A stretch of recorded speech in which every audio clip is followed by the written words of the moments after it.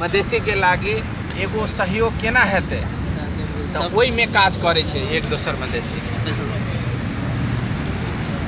तो समग्र रूप में एहिमे अहाँ के फेस्टिवल के एक दोसर के जगरना कह के फेस्टिवल सबके जगरना कह के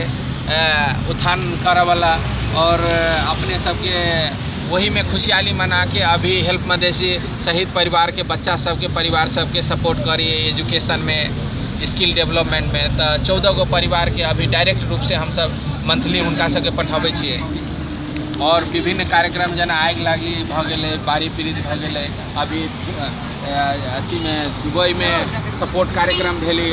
जेल में पड़ गेल छलै तो ओकरा निकालऽ के और सऊदी में अभी है लाश एगो पठाबऽ के। अभी हाले में अमरनाथ 2 गो बच्चा छलै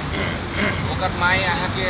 अथी में भूकंप में मर गए तो 2 गो बच्चा के अभी पढ़ाबऽ के जिम्मेवारी भेलै। तो काम सब सोशल वाला काम सब है जो मधेसी के लागी से शुरुआत कर और एहिमे अपने केना अगर सोचबै कि हम केना एहिमे आउ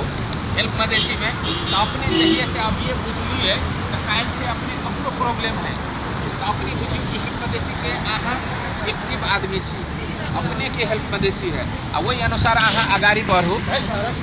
और उनका सबके आगाड़ी बढ़े के लागी मैसेज तो देवे नहीं पहले अपने हेल्प मधेसी से जुड़